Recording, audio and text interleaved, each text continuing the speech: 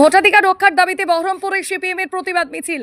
নেতৃত্বে মোহাম্মদ সেলিম। ভোটাধিকার রক্ষা ও নির্বাচন কমিশনের ভূমিকার প্রতিবাদে মঙ্গলবার বহরমপুরে প্রতিবাদ মিছিল করল সিপিআইএম। দুপুরে বহরমপুরে রবীন্দ্র সদনে কর্মী সভার শেষে শহর জুড়েই মিছিল বের হয়। মিছিলটি গোটা বহরমপুর শহর পরিক্রমা করে। মিছিলে অগ্রভাগে উপস্থিত ছিলেন সিপিআইএমের রাজ্য সম্পাদক মোহাম্মদ সেলিম সহ দলের অন্যান্য নেতাকর্মীরা। মিছিল শেষে বক্তব্য রাখতে গিয়ে মোহাম্মদ সেলিম অভিযোগ করেন, বিজেপি, তৃণমূল এবং প্রশাসন মিলে নির্বাচন কমিশনকে ব্যবহার করে সাধারণ মানুষের ভোটাধিকার কেড়ে নেওয়ার চেষ্টা করছে। তার দাবি, যাদের ভোট ইতিমধ্যেই তালিকাভুক্ত হয়েছে তাদেরকেও হিয়ারিংয়ের নামে হয়রানি করা হচ্ছে। তিনি বলেন, নির্বাচন কমিশন এখন নির্যাতন কমিশনে পরিণত হয়েছে। যারা এই নির্যাতনের শিকার হচ্ছেন তাদের পাশে আমরা আছি। মানুষের হক ও অধিকার রক্ষার লড়াই আমরা একসঙ্গে লড়াই করব। অন্যদিকে একই দাবিতে এদিন বহরমপুরে মিছিল করে টেক্সটাইল কলেজ মোড়ে সভা করে কংগ্রেস। ইতিমধ্যেই ভোটার তালিকা প্রকাশ করা হয়েছে এবং তাতে গোটা রাজ্য জুড়ে 60 লক্ষ মানুষের নাম বিচারাধীন প্রক্রিয়ার মধ্যে আছে। এর পাশাপাশি মুর্শিদাবাদ জেলার 11 লক্ষ নাম বিচারাধীন আছেন। তারই প্রতিবাদে এবার পথে নামল সিপিআইএম ও কংগ্রেস দল। মঙ্গলবার দুপুরে বহরমপুরে জেলা কংগ্রেস কার্যালয় থেকে কংগ্রেস নেতা অধীর চৌধুরীর উদ্যোগে শহর জুড়ে একটি প্রতিবাদ মিছিল সংগঠিত হলো। জেলা কংগ্রেস কার্যালয় থেকে মিছিল শুরু করে বহরমপুর শহরের একাংশ মিছিল পরিক্রমা করে।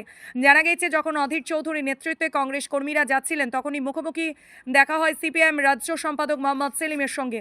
মোহাম্মদ সেলিমের নেতৃত্ব দলীয় কর্মীরা সুশৃঙ্খলভাবে মিছিল করছিলেন, আর তখনই দেখা যায় এক সৌজন্যের রাজনীতি। কংগ্রেস কর্মীরা অধীর চৌধুরীর নেতৃত্বে মিছিলে হেঁটে যাওয়ার সময় মোহাম্মদ সেলিমকে দেখা যায় কংগ্রেস কর্মীকে সঙ্গে করমর্দন করতে, আর এই সৌজন্যে রাজনৈতিক সবাই কুর্নিশ জানিয়েছেন। বিজেপি আর তৃণমূল মিলে, প্রশাসকরা মিলে ইসিআই এর বেলেল্লাপানা লজ্জাকর পরিস্থিতির মধ্যে দাঁড়িয়ে আমরা দেখলাম তাদের যে ভূমিকা, সেখানে হচ্ছে বেনাগরিক করার এবং মানুষের ভোটাধিকার কেড়ে নেওয়া। যাদের ভোট ম্যাপিং হয়ে গেছে তারপরে হিয়ারিং এর নামে তাদেরকে হেনস্থা করা হয়েছে। নির্বাচন কমিশন নির্যাতন কমিশনে পরিণত হয়েছে। সেই নির্যাতিত মানুষের পাশে আমরা আছি। তাদের হক অধিকার লড়াইয়ে আমরা একসাথে লড়াই করছি, যাতে দাঁড়িয়ে যার ভোট আছে আর যার ভোট নেই সবাই মিলে যাতে ভোটাধিকার রক্ষা করতে পারে, গণতন্ত্র রক্ষা করতে পারে।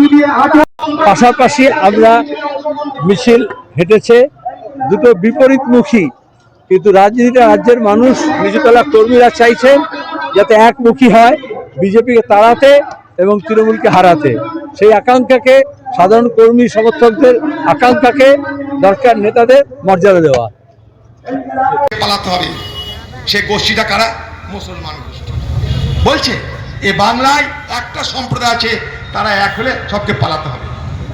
এই বহরমপুর লোকসভায় আমাকে হারানোর জন্য মমতা ব্যানার্জি এই থিওরিটা এখানে অ্যাপ্লাই করেছিল, এই বুদ্ধিটা এখানে প্রয়োগ করেছিল। আমাকে হারানোর জন্য তৃণমূলের পক্ষ থেকে বলা হলো, খোলা মঞ্চে দাঁড়িয়ে মুর্শিদাবাদে 70% মুসলমান, 30% হিন্দু। মনে করলে মুসলমানরা হিন্দুদেরকে মেরে গঙ্গায় ভাসিয়ে দিতে পারে।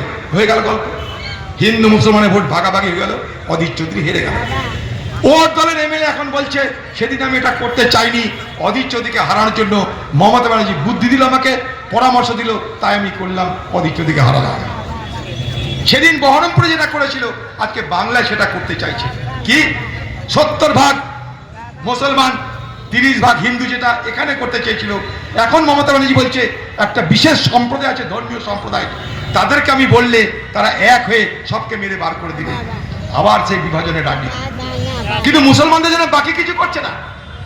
কদিন আগে দেখলেন রাজ্যসভা হলো, কদিন আগে দেখলেন বঙ্গশ্রী পুরস্কার দেওয়া হলো। দেখেছেন কোনো মুসলমানের নাম? বঙ্গশ্রী পুরস্কারে কোনো মুসলমানের নাম দেখেছেন? সেখানে কে পুরস্কার পাচ্ছে? ওই উত্তরবঙ্গের অনন্ত মহারাজ নামে একটা ঢপের কীর্তন করে এক লোক, যে বলছে বাংলাকে ভাগ করে দাও, বাংলাকে ভাগ করে সেখানটায় গ্রেটার কুচবিহার তৈরি করে দাও। তাকে এখানটায় বঙ্গশ্রী পুরস্কার দেওয়া হচ্ছে। সে না সাথে থাকে, না পাতে থাকে, না কোনো কর্মে থাকে, না কোনো কাজে লাগে, তাকে বঙ্গশ্রী দেওয়া হচ্ছে। কোনো মুসলমানকে খুঁজে পাওয়া যায়নি, কোনো মুসলমানকে খুঁজে পাওয়া যায়নি। রাজ্যসভার ভোট হলো, 4টে রাজ্যসভার এমপি হলো, তার মধ্যে একটা সারদা কাণ্ডে এ বাংলায় যে লক্ষ লক্ষ মানুষ বঞ্চিত হয়েছে, লক্ষ লক্ষ মানুষের সম্পত্তি লুট হয়েছে, সেই লুট হওয়া সম্পত্তিকে রক্ষা করবার জন্য যে পুলিশ অফিসার সেদিন সব থেকে বড় ভূমিকা পালন করলো, রাজীব কুমার, তাকে রাজ্যসভার মেম্বার করে দেওয়া হয়েছে। আরেকজনকে রাজ্যসভার মেম্বার করা হয়েছে, সে আবার বলে মেয়ের সঙ্গে মেয়ের বিয়ে হওয়া উচিত, ছেলের সঙ্গে ছেলের বিয়ে হওয়া উচিত। তাকে রাজ্যসভার মেম্বার করেছে, আপনাদের ওকালতি করবে। কিন্তু এ বাংলায় কোনো মুসলমান খুঁজে পাওয়া যায় না রাজ্যসভার মেম্বার হওয়ার জন্য, আর কোনো বাঙালি খুঁজে পাওয়া যায় না। 4টে রাজ্যসভার মেম্বার হয়েছে, 4টে অবাঙালি, একটা বাঙালি এবং আধা অবাঙালি। খেয়াল করে দেখুন আপনারা। অথচ ভোট হবে কি বাঙালি, তোমার পক্ষে আমি, ভোট হবে কি মুসলমান, তোমার পক্ষে আমি, বাকি আর কোনো গল্প হবে না বাংলায়। কেন ওয়াকফ সম্পত্তি বাংলায় লুট হয়ে গেল? কেন ওয়াকফ আইন এ বাংলায় চালু হলো? আজ পর্যন্ত কত সম্পত্তি ওয়াকফ আইনে নথিভুক্ত হলো আপনি জানেন? আমি জানি না। তার হিসাব দিয়ে মমতা ব্যানার্জি না, সব ধামাচাপা পড়ে যাচ্ছে এসআইআর কাণ্ড নিয়ে। এসআইআর মমতা ব্যানার্জির জন্য সাপে বর হয়ে চলে এসছে। খালি এসআইআর দেখিয়ে যত অভিযোগ সব কিছু নস্যাৎ করে উনি এগিয়ে যাবেন। এখন একদিকে ধর্ণা, আরেকদিকে প্রতিশ্রুতির ঝর্ণা। এই ধর্ণা আর প্রতিশ্রুতির ঝর্ণা আগামী দিনে মমতা ব্যানার্জিকে ভোট পার করবার হাতিয়ার হিসাবে ব্যবহার করতে দেখছি আমরা। এই জায়গায় দাঁড়িয়ে আমাদের দাবি এইটাই, প্রত্যেকটা বৈধ ভোটার যতক্ষণ পর্যন্ত না তাদের দাবি মানা হচ্ছে, যতক্ষণ পর্যন্ত তারা ভোটার লিস্টে অন্তর্ভুক্ত হচ্ছে, যতক্ষণ পর্যন্ত তারা ভোটার হচ্ছে, ততক্ষণ এই ভোট আমরা মানছি না। আমাদের এই সভায় অনেক মা বোনের এসেছেন, অনেক মা বোন জায়গা পেয়ে গাছের তলায় বসে আছেন, আদিবাসী সমাজের মা বোনের এসেছেন, আদিবাসী পিছিয়ে পড়া মানুষ, হিন্দু মুসলমান সকলের নাম এই এসআইআর প্রক্রিয়ায় যে 11 লক্ষ নাম এখনো বাকি আছে তার মধ্যে তারা সকলে সম্মিলিত আছেন। তাই আমরা এই এসআইআর প্রক্রিয়ায় যে 11 লক্ষ মুর্শিদাবাদবাসীর নাম বাদ গেছে, যারা বৈধ ভোটার হিসেবে স্বীকৃত, তাদেরকে যতক্ষণ পর্যন্ত না এই অধিকার তাদের পুনরুদ্ধার হচ্ছে ততক্ষণ যাতে ভোট না হয়, সেটাই আমাদের দাবি থাকছে। সেই দাবিতেই আমরা প্রতিবাদ করছি।